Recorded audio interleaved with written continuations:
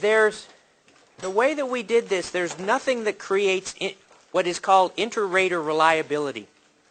One person's 3 is not necessarily comparable to another person's 3. So don't put too much stock on, she got a 1.8 and I got a 2.1. That doesn't mean much. If I'm in a bad mood, I'll score myself a 4 on all these things, and that's that. So don't worry about the inter-rater reliability. But what is really interesting is, what's the pattern of a person's scores relative to their other scores? Let me tell you the result that I got when I filled this out. The observation that came to mind for me was, my strengths are in communication as an information transaction as opposed to a social endeavor. My scores were better on message-related stuff than it was on connection kind of stuff. I'm pretty good with the content. I'm a lot less good on what this interaction means to us interpersonally. That the empathizing stuff, I'll leave that for somebody else. Okay, that's the relative scores that came out for me. Everybody's different. So what I'd like to have you do is I'll give you about 15 or 20 minutes and see how one another scored them. Talk about the kinds of things that occur to you. I was talking with Margie over here for a minute, and she said, man, as I'm going through this, certain people that I work with are coming to mind. I know somebody who is a magnificent listener.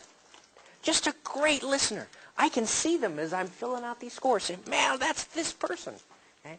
It's those kinds of opportunities to think about communication in our professional lives that this kind of a profile does. So at any rate, I think groups of about 4 is about right. Mark and Lyndon might decide, unless you really want to talk with one another for a long time, that you want to pull up a chair with a different table, go back to that one, do whatever. But I want to give you, or up to this one, there'd be room up here, but I want to give you about 20 minutes to talk about, at the level of the table, what are sort of the observations and thoughts that come to mind as you do this. I'm pleased to see you hitting the munchies. By the way, the reason for these set this way is this is all individual serving stuff. This is the start of the cold and flu season, and so I don't mind you rattling on this stuff at all. That's the reason for all this individual package stuff, is so you didn't have to worry about somebody else's mitts in the bowl of M&Ms. You got your own little container of stuff here. So where are the M&Ms? They're still at Walmart. All right. 20 minutes. Talk about this exercise. Talk about how you might use this kind of form.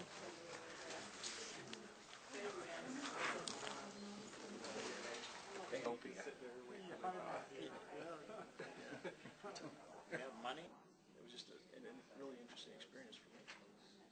So there are quite a few of them that can't speak any English then? Yeah. Really?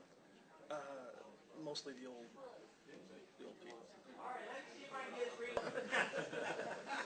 Is being a real talker good or bad?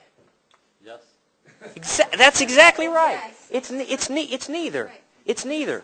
It's not that there's a right amount of talking or a wrong amount of talking. It's not that quiet people are right or quiet people are wrong. It's that you can be effective in all these different ways.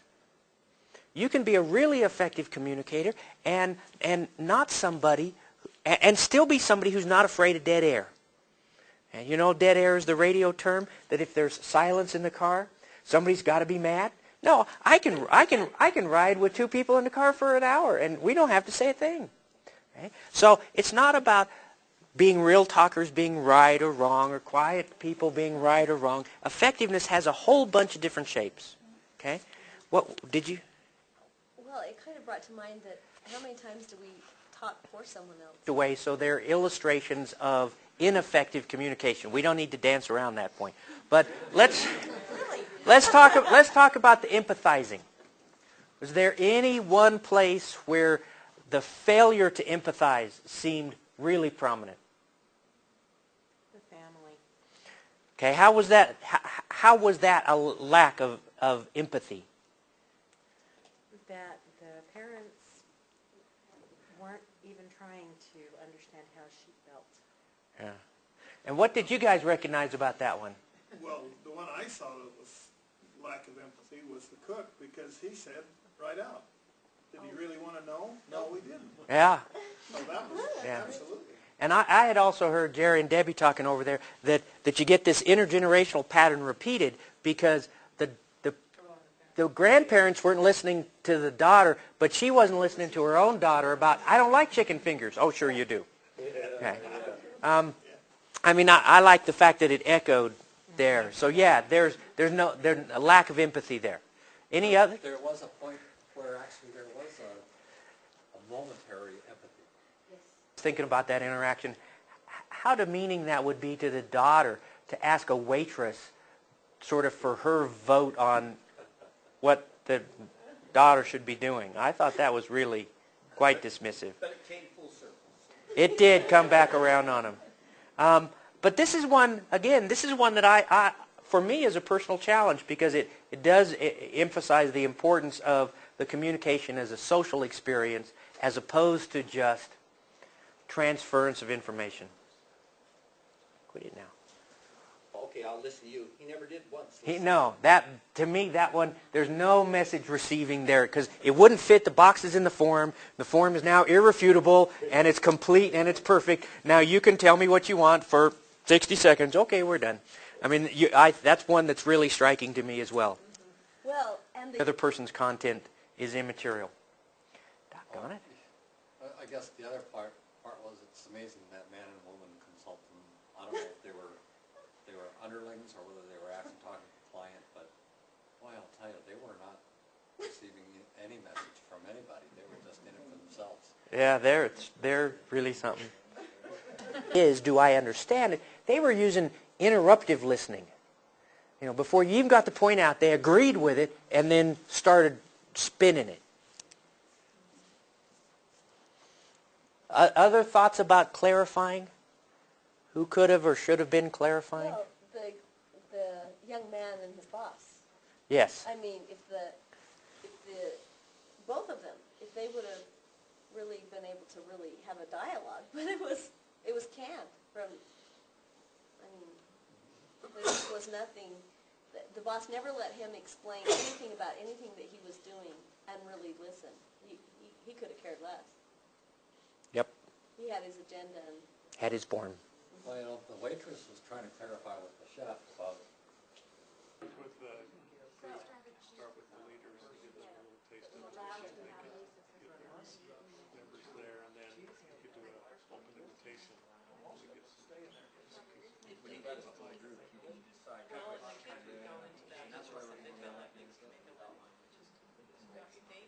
On wasting time, contributing nothing.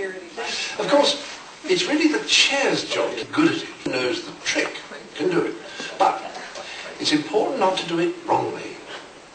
So it's all very well to set dates for building work, but it's another thing to keep to them.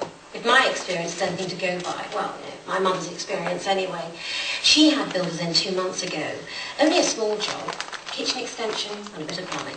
First week, nothing happened at all. No, I tell a lie.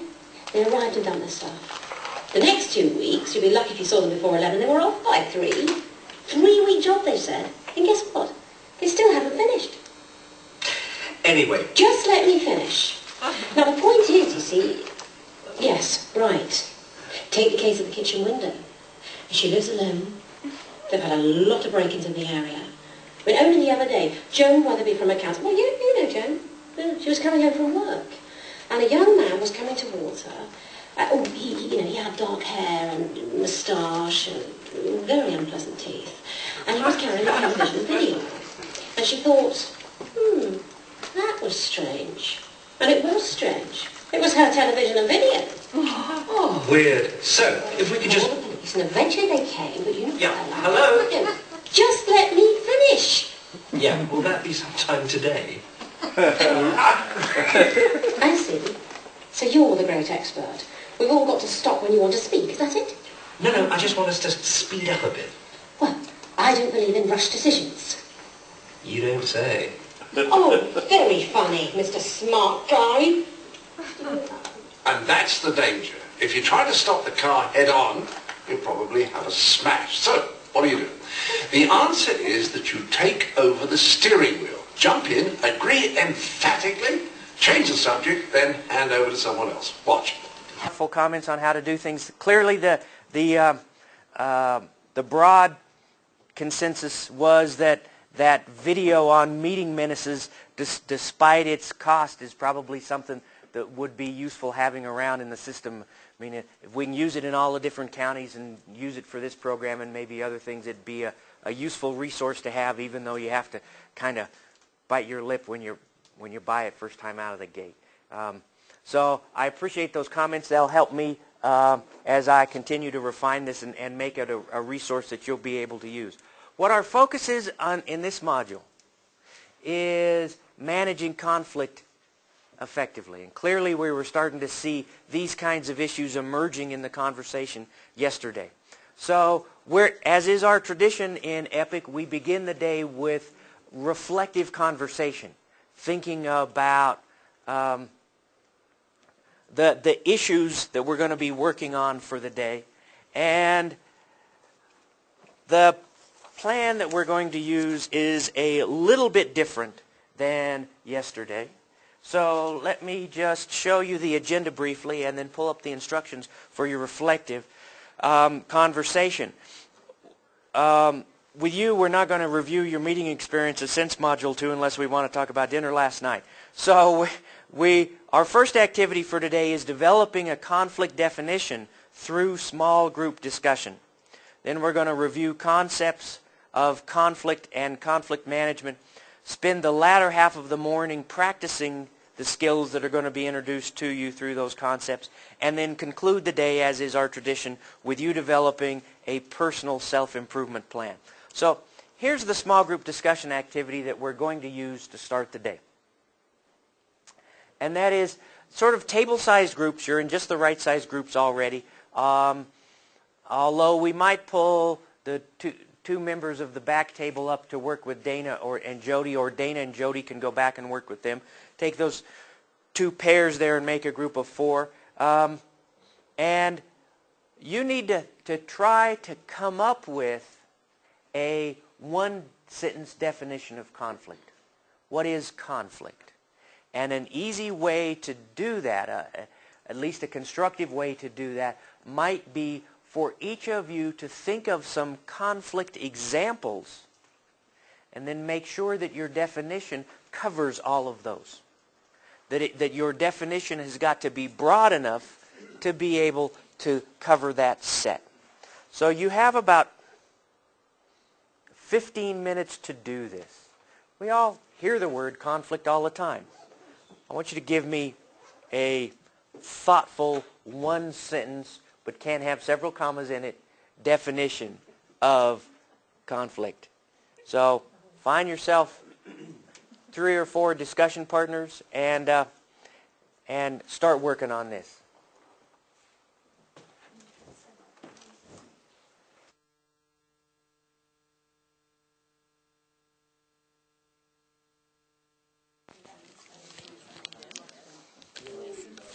All right, what did you guys come up with out of your table? That's it?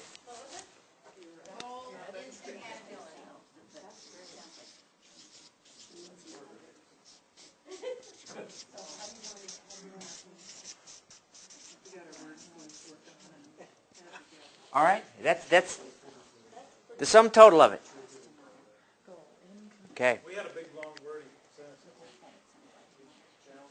Well, I obviously gave you too long to work on it because, as Mark Twain said, I would have written a shorter letter, but I didn't have enough time. You had enough time to boil it down. All right, so let's go to the back table. Does the back table have one for us? We had several, but the one I'll pull is people wanting different outcomes or end results. That's kind of with the caveat that the outcome or the end result may be resolvable, and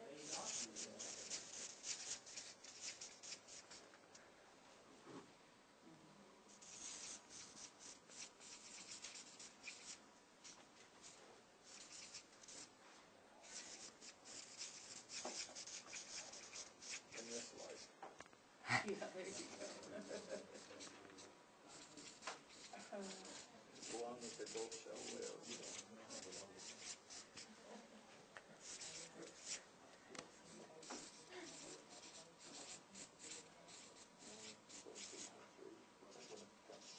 Okay? Did I get that accurately? People wanting different outcomes with the differences that may or may not be resolvable? Okay? So, let me go up here to this table. How do we... Would you like a whole new sheet of paper? Because ours is kind of long, but then we summarized it again. All right. What do we have? We said 2 or more individuals with differing opinions on an issue, where the stakes are high, emotions are involved, and there is an inability to come to an agreement based resolution. I know we were real wordy. But have more time.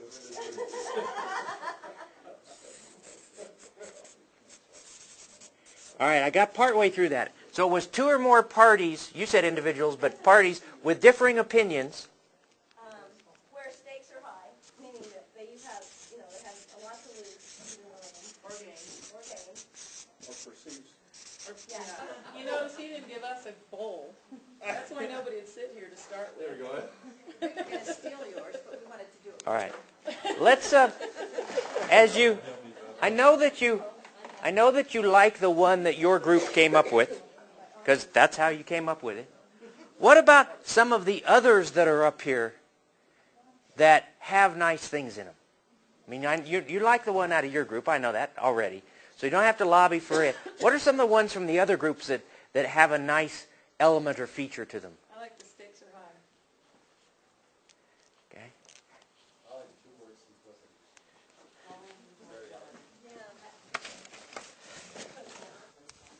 So this one kind of has some brevity points.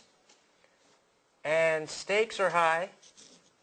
Okay. You ever seen anybody fight over going out to dinner? Well, yeah, it depends on. Yeah. Stakes can be really high there. Well, or parking places. Okay. That's an interesting concept, parking places. I think maybe they ought to just put in there perceived stakes are high, because sometimes other people looking in from outside say, what But to them it's high, or they, Well, that's why they say perceived. Okay. All right.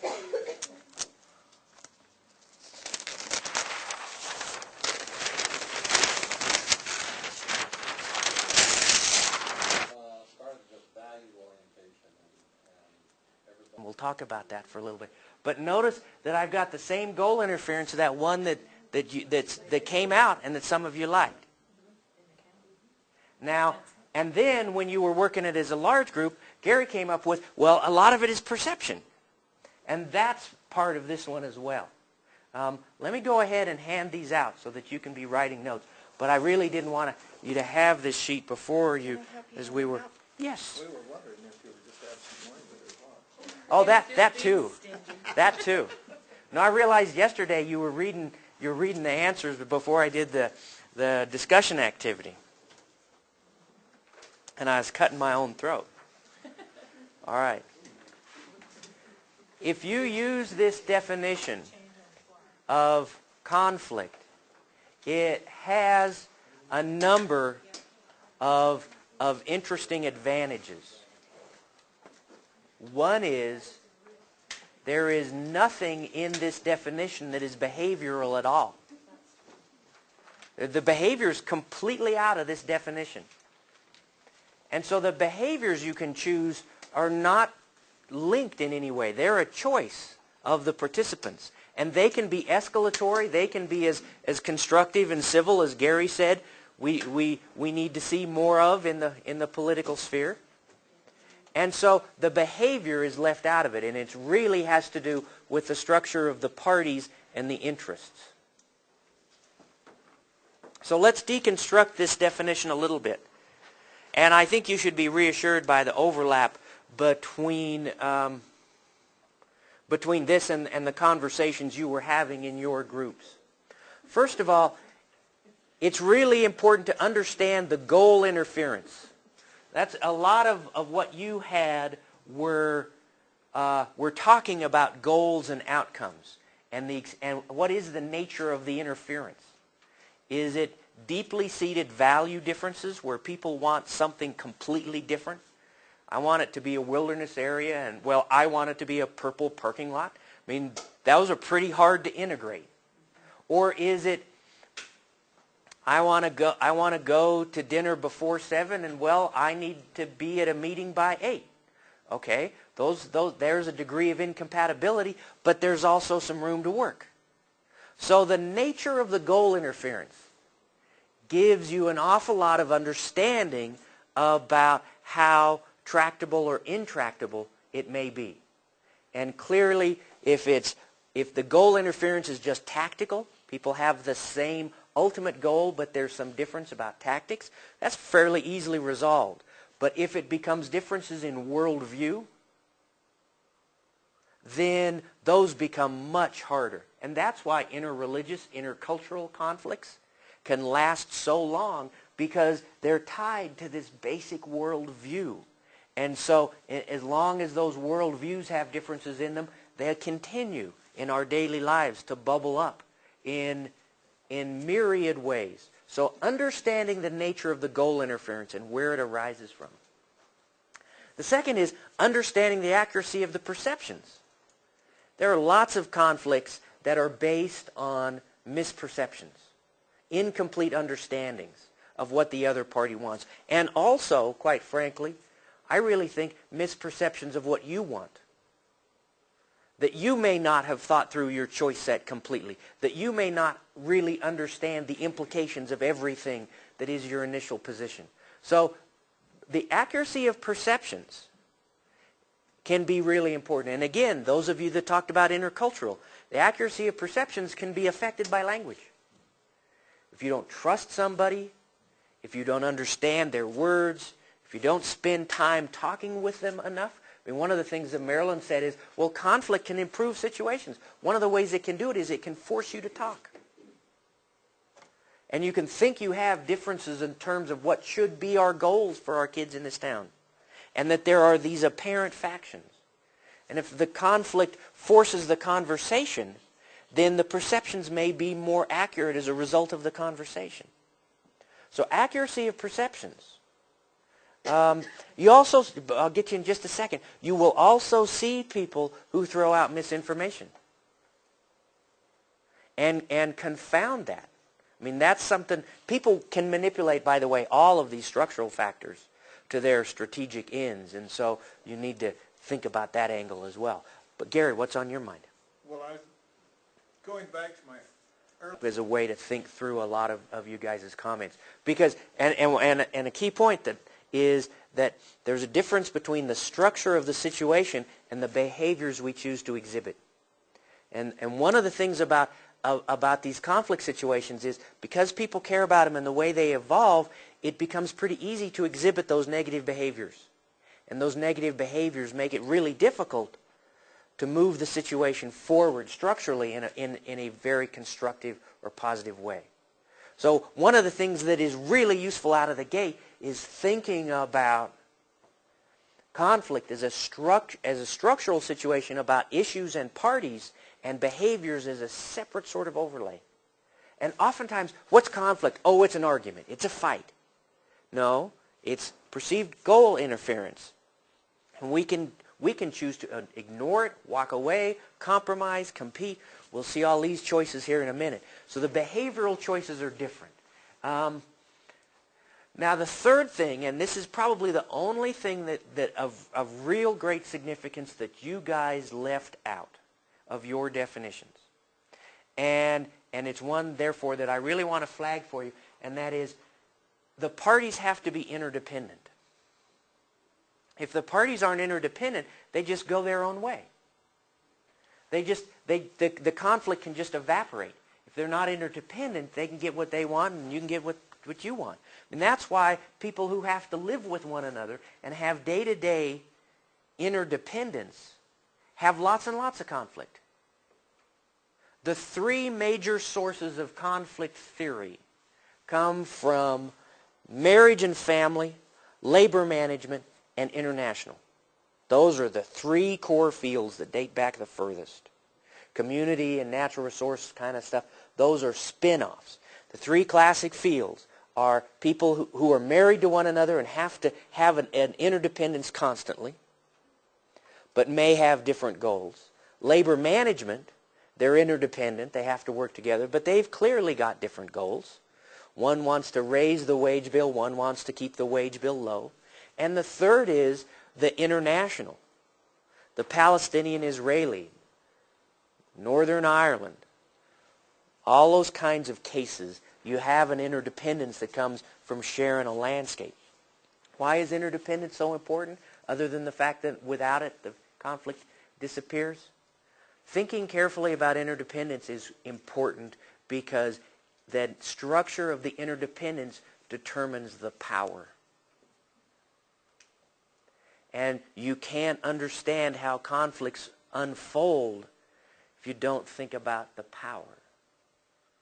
That's why labor unions were important, because they reconstructed the power relationship away from the mighty corporation negotiating with the individual employee to now roughly two equal counterparts, the labor and the management. I mean, the conflicts between me and my sons evolve differently than the ones between my wife and I. Because I have more power over my sons than I have with my wife. It's a different relationship. I can do things differently. Power relationships in a workplace are different between peers versus a county director and a secretary. So you've got to understand the nature of the interdependence to understand the power. And you got to understand the power to see why some behaviors are going to make more sense than others. And that's once you start to think about it, it's pretty useful. But deconstructing the nature of the interdependence is not something that occurs to most people out of the gate. So it doesn't surprise me that this is one that didn't quite make it onto your sheet. But it is one I really wanted to flag for you because it is subtle but nevertheless critical. Steve? Oh, I thought you had. Okay. No, just I'll run it through. Okay. I thought I saw a hand go up a minute ago that I didn't get to. That is a risk with me is if I get hands up in the air and I forget somebody, it's like me being an air traffic controller. I'll let you run out of gas. All right. Thoughts about this definition?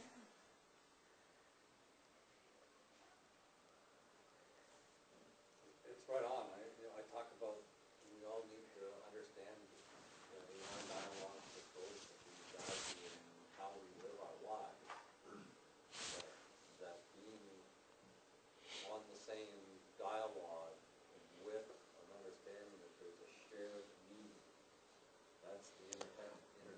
Yeah. And that if we can acknowledge that shared need, define it, and then come to some agreement with respect to that, I think that we're healthier, wealthier, and wiser.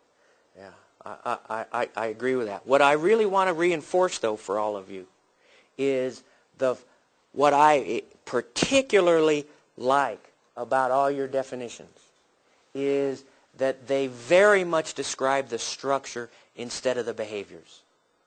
And that's, again, with my undergraduates, they don't have that sophistication yet. They're much more, well, I had a fight with my roommate. That's conflict. No, you're interdependent parties and you have goal interference.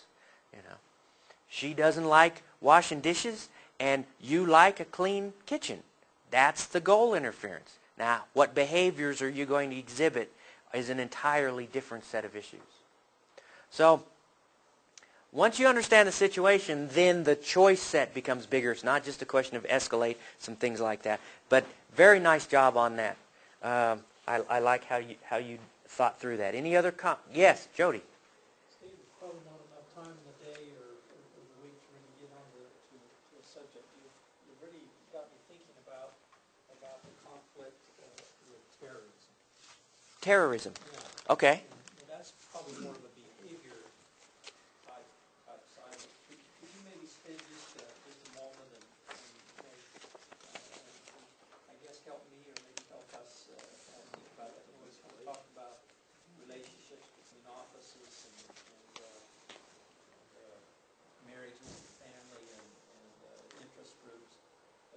where does terrorism fit into this conversation? I'd like to try to answer that a little bit later in the morning, because I want to think about that just a little bit while we're on break and while you guys are doing activities. I don't have a glib answer to that. I mean, if I had a glib answer to that, reframe it. I mean, one of the things that it says is explain it in a different way as well. But it means not letting an impasse hang and try to rephrase it and work around it. This number 17 is one that you use when you've almost got an agreement and you need to sort of push it over the edge. You can rephrase it and say, well, you know, if we get this deal, we can probably get you into this house for the holidays. Well, you know, if we get this deal done, you can get the interest off of this year's tax return rather than next. Well, those may be things that where you can come up with a deal. So like your car buying example, you could ask the dealer to provide a tank of gas. Exactly. Exactly. And yeah. So it's those kinds of things is to either tangibly change your outcome or change in the way in which it's being described and understood. Is that helpful, Sean? Other reactions to these? I don't understand a couple of them. Okay, which one? I'm very slow. Number 5, talk about time. Sure. Number 5 and number 1 are really closely related. Number 1 is on ground rules. And talk about, is the meeting working for people? Does this agenda work? Rather than just saying, just getting down and starting to talk about the issues, say, how do we want this conversation to go? You know, what's important about the conversation? So you talk about the nature of the conversation as opposed to just having it. Does that work? Mm-hmm. What else you got? I also have 10. Okay. Long-term knowledge. Because understanding the situation from a kind of a systems perspective will give you a much more creative basis for coming up with some ideas for improvement and change. So the whole point is to understand, and so 12 and 13 come together. You understand the whole thing, everything involved, rather than just saying, oh, well, it's all Jane's fault. She, you know, everything about this situation is caused by Jane's behavior. Well, no, nothing's ever that simple.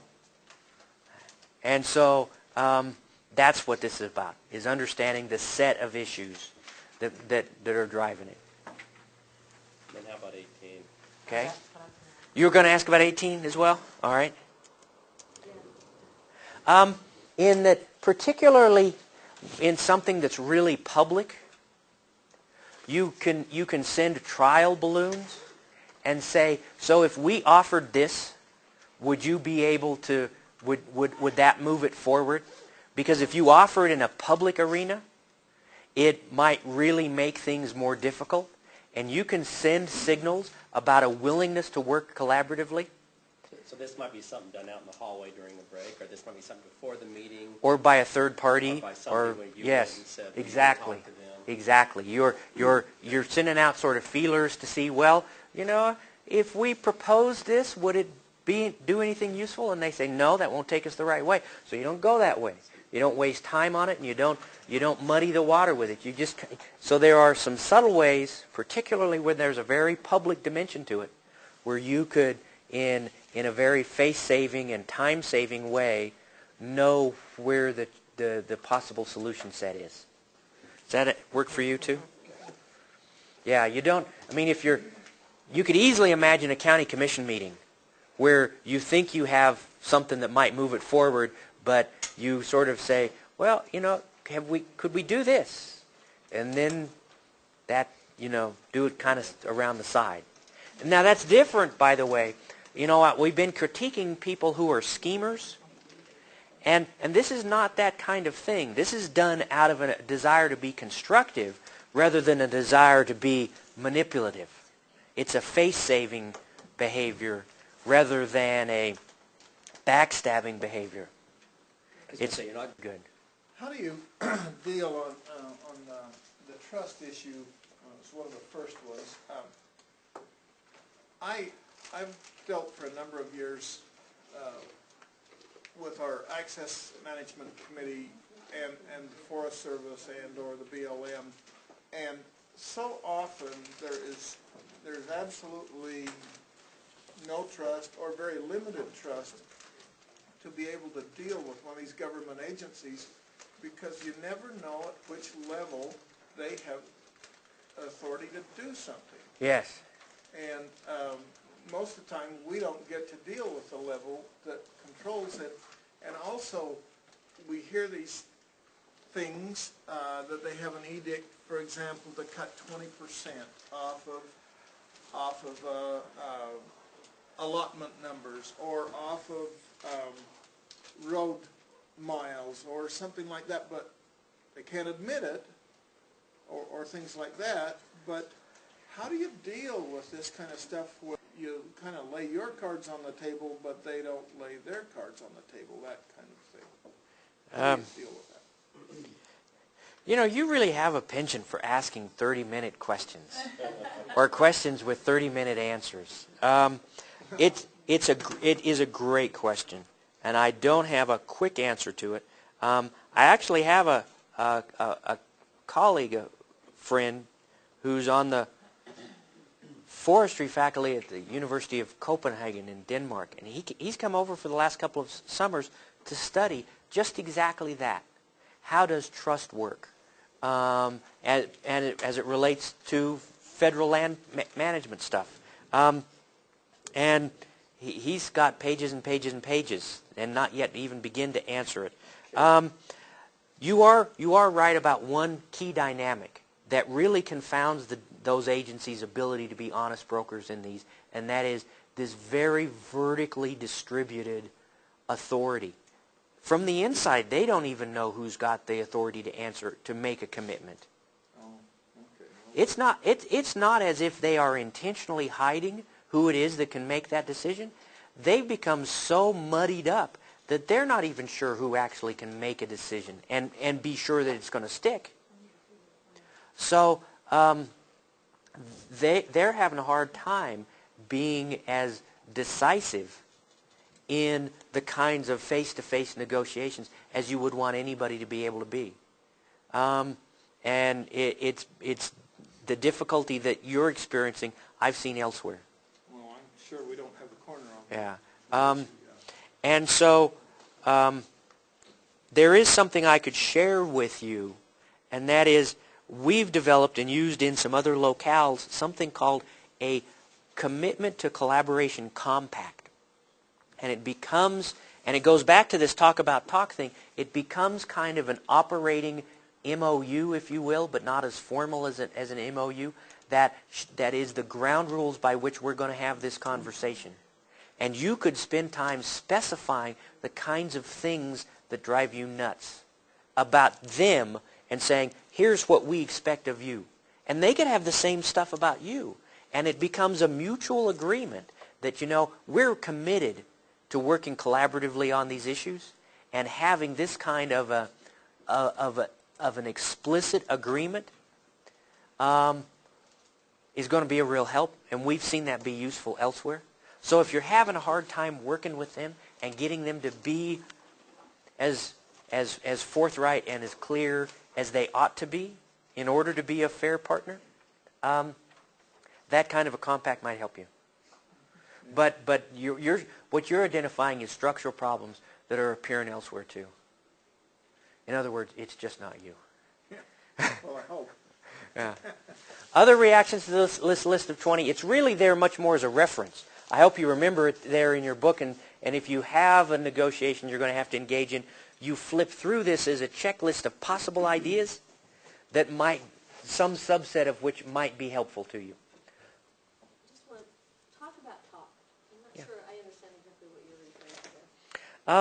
It's spending some time saying, how do we want this to go? And in some sense, the extension of it is this communication, is this collaboration compact I just mentioned to Gary. Say, all right, what are we trying to accomplish here? it becomes almost much like ground rules. It's not just assuming that the talk is going to work its way out. You know, it's like, look, we're going to need to be working together. And by the way, I think this is really important for a county director, is to come in and spend some time in some of your first meetings saying, how are we going to communicate with one another? How are we going to work together? Are we going to, is our work environment going to be characterized and dominated by back channel? Or does everybody feel comfortable coming to somebody else and closing the door and saying, I need your attention for a minute. We're going to have a talk.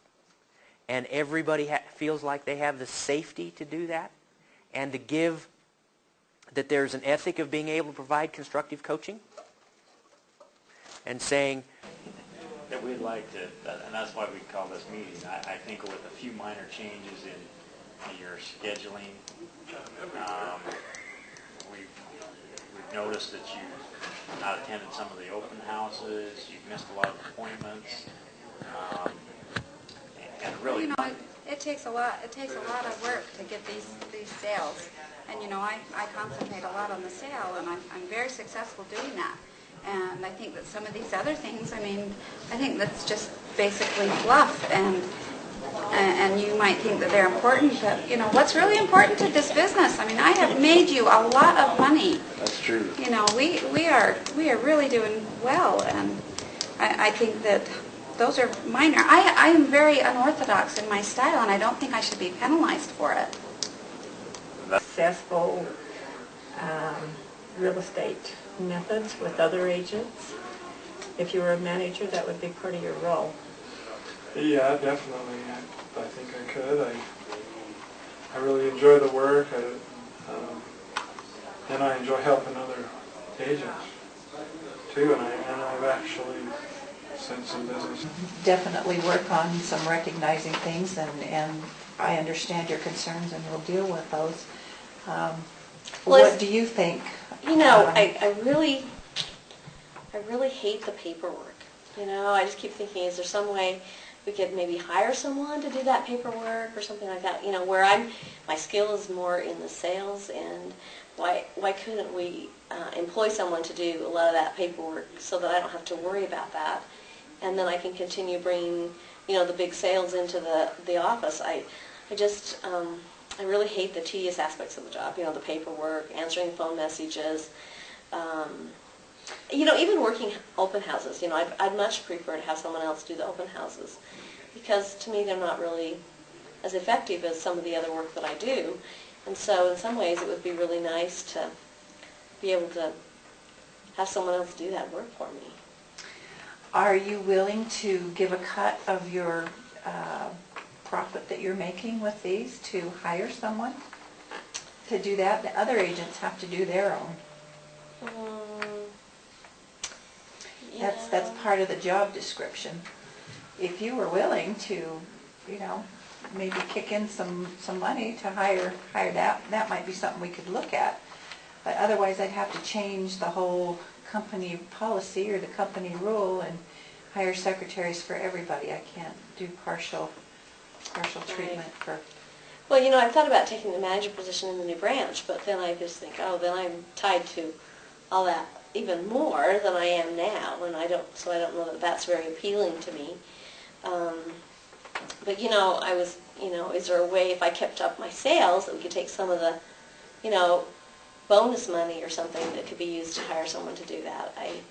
I realize I haven't, you know, been very good about doing that kind of thing, and Do you think that's important?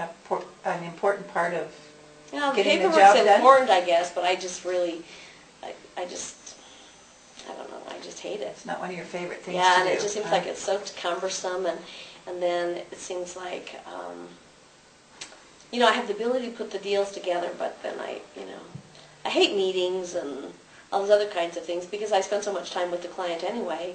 Mm-hmm. You know, I hate to have all these other meetings that I have to attend as well. They're kind of cumbersome, and I really don't see the value of them. Do something like this with Jack Payne down in Salt Lake. They had that. Were you part of that? I wasn't in that one. Some kind of seminar where people did role-playing on job negotiations. So usually in a situation like this, the top salesman kind of, they almost run the company. Yeah, because you can't fire them. They're so valuable, and everybody goes to them for advice, and I can see where the boss or the manager would feel. List. Also, our company reports are very important. If you sell a house and we don't have a reporting of it, then it, I know it's is been not really, reported was not done. yeah, okay. So I guess I need to work harder at doing my reports and doing them on time. And I see the value of that.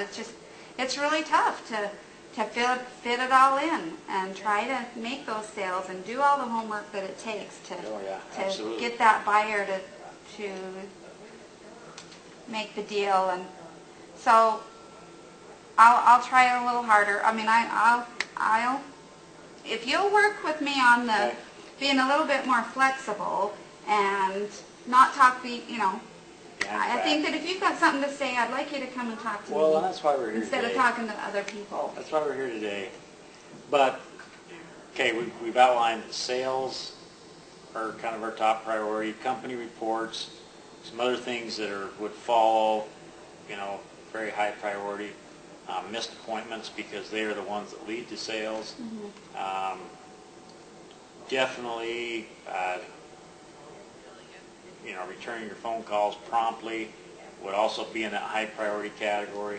And then probably, you mentioned that some of the agents come to you for suggestions.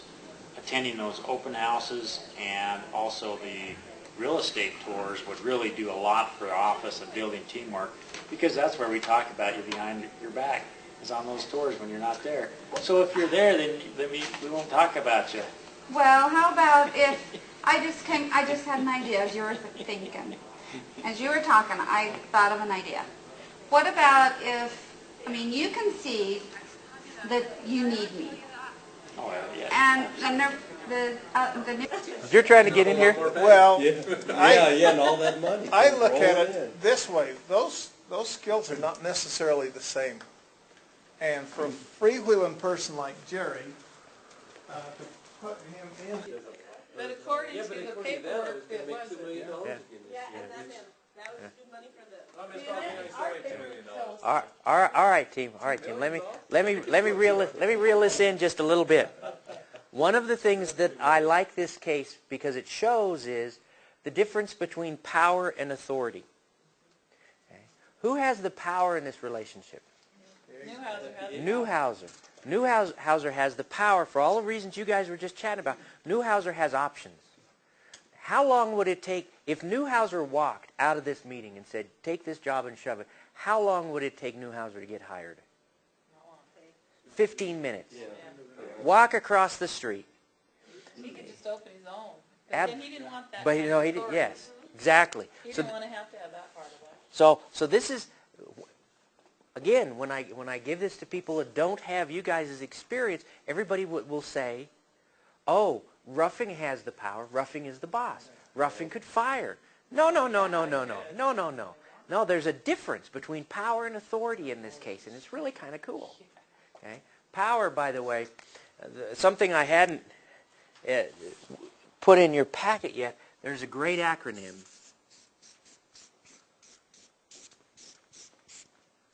Called BATNA, Best Alternative to a Negotiated Agreement. It is, if we don't meet agreement here today, what's my best other option? And the way you have power in a negotiation is having the least to lose. Say it again. Best alternative to a negotiated agreement. It's out of the book Getting to Yes, by the way, which is something everybody should have. But Newhouser has a whole lot more power because Newhouser's downside to an impasse is almost nil. Newhouser could walk and be hired, possibly with better terms, by any firm in town. So power in a negotiation means having the least to lose. What happens to him though when like the word gets around that he doesn't come to open houses, maybe because of his desire for freedom, he doesn't show a client as trying to integrate many of the skills from the first three modules. If you remember how I laid it out at the beginning, Module 1 on communication flows directly into Module 3, because Module 3 on conflict management is just communication in a particularly challenging setting and context.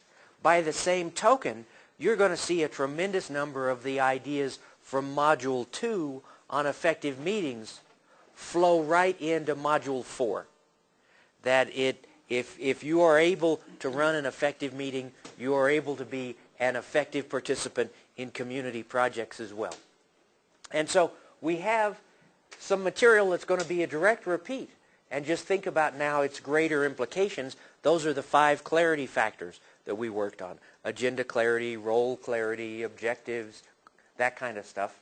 But then I want us to spend some time on a more structured framework for program planning and communication, and that's the logic model. And that's a model that a lot of organizations use. You can use it at varying levels of intensity and complexity, and I think it could be used constructively as a framework for getting people on the same page as they are doing community projects of various scales. Let me talk a little bit about the scope of Module 4.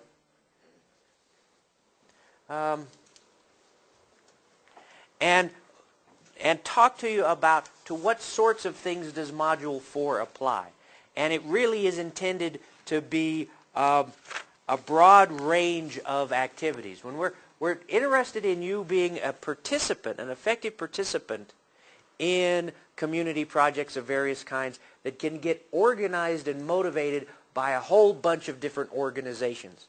So you could be on a committee that's pulled together. You could be part of the board of a nonprofit. You could be on a formally designated government commission. These are all sorts of boards, task forces, and committees. But it can also be work groups in a business or in an organization or at the hospital or at the school district. These kinds of community projects are the sorts of initiatives and endeavors and short-term organizational needs that arise again and again in both our professional and civic lives. So this is casting a pretty broad net. So, as is our tradition in EPIC, we begin with you guys having some time for discussion and reflection. And I'm missing a word there in the first line. I want you to think about a project that you have underway or has recently concluded. So it should say, what was the last project you were involved in? And you'll remember these are very much the same questions that we asked about the last meeting you were involved in. But now think about something that's bigger than just one meeting. So this was, you know, for Gary, you could do your Heritage Highway stuff. Try to see if you can think it through in terms of those kinds of issues. You all have projects that you have played various roles in. What I'd like to have you do is at the level of the table now, kind of a table level group. Maybe Brian can come up and work at the next table if you'd like.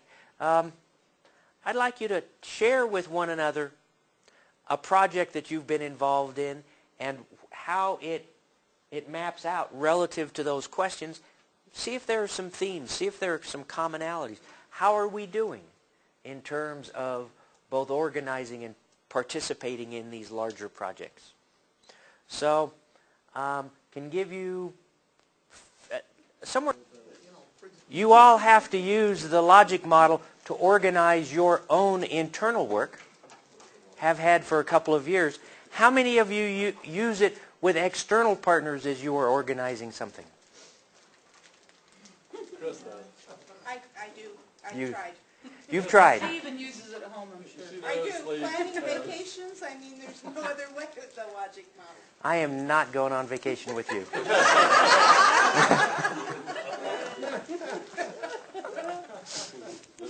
As All long right. as he doesn't know about it. Now, Can't stand logic. it's where that book on organization is, I know. All right. There are a couple of 3 points that I want to make to set the stage in terms of the logic model. We use so many times that notion of trying to get people on the same page. And I believe that you could actually use the logic model as a template on which to overlay your clarity factors. That by filling out the logic model, you have an opportunity to see what's clear and what's not clear. I also want to make sure that you realize the breadth at which the logic model is applied both domestically here in the U.S. and internationally. It is becoming one of the broadly shared technologies and languages for organizing large projects. I know that you submit something that the World Bank does all their projects like this. I've been told that the United Way wants to see proposals to them in the logic model. That you might think it is Extension's special burden of the decade that we get to try to organize our world in the logic model. But in fact, it's a really broadly shared and widely utilized planning template. And so it is, it's really useful. But like any form of planning, you can make it so detailed that you can lose the ability to see some of the big, broad, emergent drivers in the situation, what you're really trying to do. So you can make any plan, whether it's a logic model or anything else, exceptionally detailed. But it can also be pretty broad, and by that same token, be fairly efficient and inclusive. So the question is, how do you do something that takes the discussion to the right level without becoming eye-glazingly detailed and meticulous in how it's done? And so what I want to do is I want to spend the next hour and a half thinking about the logic model and some ways to make it efficient and accessible to people who don't have the amount of training that you guys work on.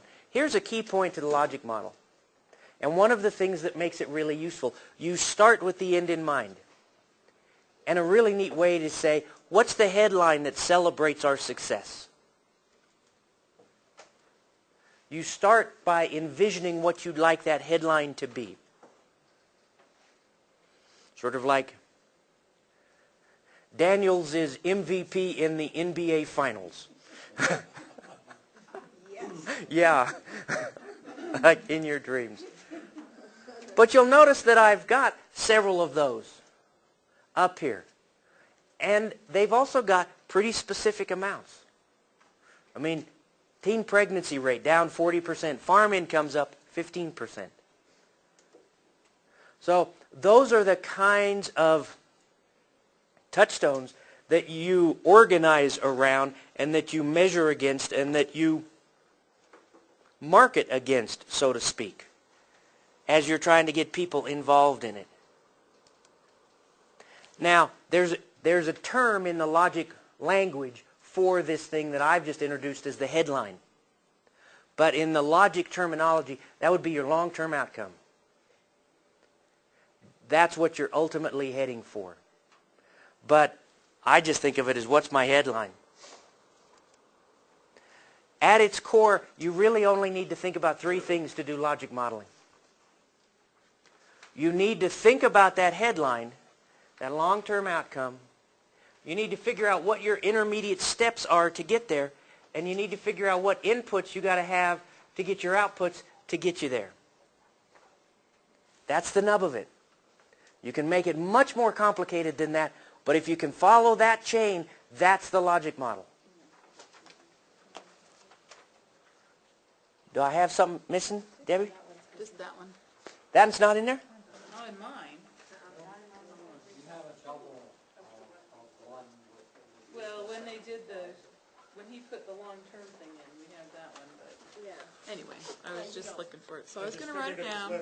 Okay. To write it down so we can remember it. Okay. Maybe there's 3 of them that are missing. Maybe, I don't know. I have so many versions of this from this weekend and the weekend before working on this. Is this three-step chain, by the way, consistent with your understanding of the logic model? That's why I wanted it. So I'm going to have it. That is at its core what really drives it. There are a whole bunch of other things that you can put around it. You can put situation statements, you can put assumptions, you can put external factors, things that help inform you, but at its core, this is the whole process. There are two things that I really like about this because it helps me with some clarity. Oftentimes, it is easy to think that when you get to your output, you're done. And in fact, your output is trying to achieve your outcome. Your output might be a workshop or a training or a publication or something, but the outcome is it's got to affect some behavior because you're never going to see an outcome. You're never going to see a headline that says a workshop was held. Because that's not what's really important. What's really important is the teen pregnancy rate went down, the farm incomes went up, the whatever. If the workshop is what got you there, great. But it's the headline, the outcome, is what matters. So oftentimes in my life, I tend to think that if I've done my output, I've done what I need to. And in fact, I need to drive my projects a step further. And the other thing is, I have a tendency, and I think other people have this tendency, is to under-input my projects, to underbid my resources in the hope that I can still get to my outcome. That if you really want farm incomes to go up 15%, you may have to get people to really invest in what it's going to take to get there. I have a tendency to offer to change the world on the cheap. And as presumptuous as it is to think that I could even change the world in some little way, offering to do it on the cheap goes beyond presumptuous into almost irresponsible. Now, have you ever seen Extension offer to change the world on the cheap? All the time. The only thing we do. Yeah. And I think under-resourced programs is a real challenge. And I think it's a challenge in rural areas because we're just not used to saying we got to come up with $100,000 or we've got to really rally some resources because this is a real issue we're trying to deal with. So making sure, two things that I really like out of the logic model is driving it through to outcomes and making sure that you're not trying to change the world on the cheap. That you're adequately resourced to do what you need to get done. What's your solution then when you're given an assignment to do something that way? And I'm not just saying me, I'm saying Extension gets the assignment, do this, we're not going to give you any extra resources, but it's there to do, and many of us have taken responsibilities like that. Difference between outputs and outcomes. Outputs are events and things that happen on the way to achieving the outcome. And so you can have all sorts of examples of those there. Things that you do, plans that you make. You don't have this one? I can email this to you easily enough, but... Well, I think we're only missing 3. Go Okay. to the next and I'll tell you. All right. Because outcomes next. And then... Yeah, so back it up and let us copy it. We're good. Oops, oops, oops, oops. Do you have this one? No, we got to go to... This is the one we need. This is the one you need. Yep. Thanks.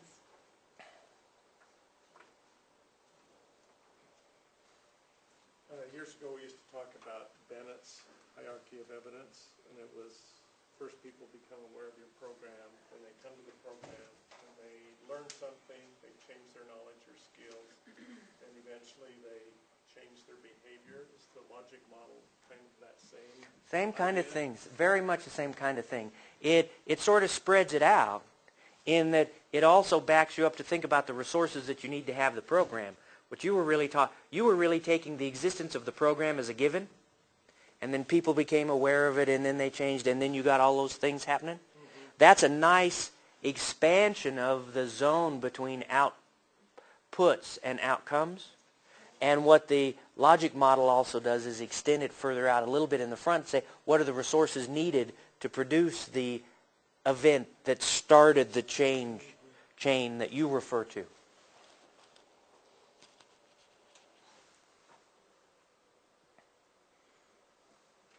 Did you get this one? I do.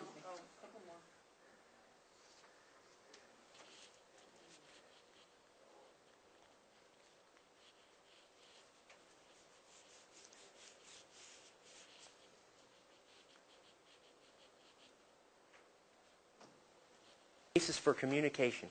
Gets everybody on the same page.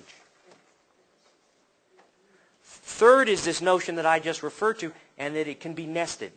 You could have a logic model for the whole project. Each individual sub-team can have their logic model. The results of their work feeds into the bigger one. It becomes a workflow diagram. And that every subcommittee has the resources to do what is expected to do, and the whole process flows through. And it helps us think clearly about what some of the intermediate steps are to get to what's really important, and make sure that we keep an eye on what's important as we get sort of in many ways lost in the day-to-day mechanics of trying to get all of those intermediate steps done. And then, as Dana reminded us, it really provides the basis for the evaluation strategy, because you've got those clear long-term goals that you've expressed in terms of that headline metaphor that I gave earlier. Now, there are some downsides to this, and it is only fair for me to raise those, because it's not a silver bullet. When you do a real logic model, and when you look at some of the examples on the web, the amount of detail in them can be intimidating. They can just make you think, man, that's too much work, or too much time, or too much detail, or something. They can be intimidating. There's no doubt about it. And if you get them excessively detailed, you can lose sight of the forest for the trees. And you've gone a little too far. You need to back up, not split quite so much. But then there is another issue, and that is some really truly important things that we want to try to accomplish in our lives oftentimes defy simple evaluative frameworks. That if your mission is to change the quality of life, to make people happier, to protect family farms, to protect the environment, to make people's lives healthier, those are all very slippery concepts. And so it can seem like the stuff that's really important and drives our careers oftentimes defies evaluation metrics. I have to implore you to push through that and to say, yeah, I'm concerned about these big transcendental values, but they can oftentimes be operationalized in some way to some metrics that you can work with that are proxy variables. They're never going to capture all of it. They're never going to be as rich and robust as how we like to think about our work. We need to try. But we also need to know that the good ought not be the prisoner of the perfect. And that if we think that a logic model is only useful when it's perfect, then we've really become trapped by our own expectations. And that a good logic model is better than no logic model because you're waiting for the perfect one. And a reasonable approximation that takes a decent whack at how would I know if I got there? How would I tell the reporter, show the reporter the data that allows her to write the headline? Those, I think, are some pretty good approximations. The logic model is a good tool. But it's a tool, first and foremost, for helping you and the people you work through wade through the complexity of what it is you're trying to do in a big project. It's to get everybody on the same page and to get the kind of clarity that makes your projects effective. That clarity will not make your projects easy, will not make your projects simple, but it will make your projects more effective. And that's the fundamental point. So I'm glad we spent a little bit of time on the logic model. Again, if you can understand that three-link chain that is trying to get you to the to the headline that you want.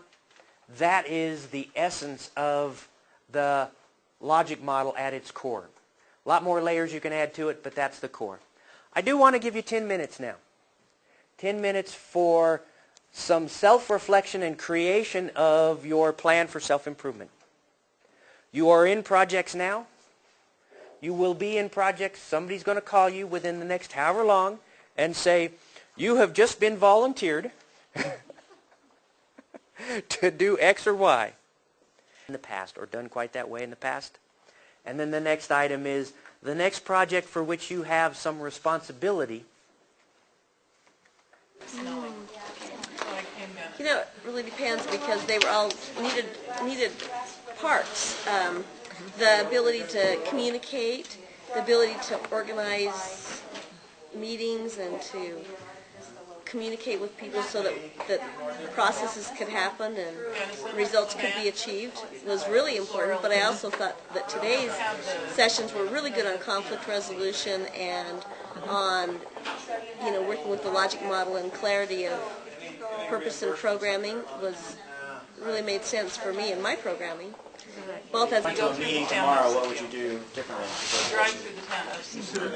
First thing I think I probably would do is I would watch for how do I interact in that meeting. You know, am I one of those menaces, or am I a contributing member? I would want to make sure that I understood what that I'd want to clarify what are the goals, what are we trying to accomplish, the hoped for outcome, so that I could then be a supportive person in that process. I'm really excited about the clarity idea. And the second thing that I'm going to put into use is the logic model. I'm going to take my plan of work and take every single program area, and I am going to rework it and use the logic model as I do it to make it more effective and measurable.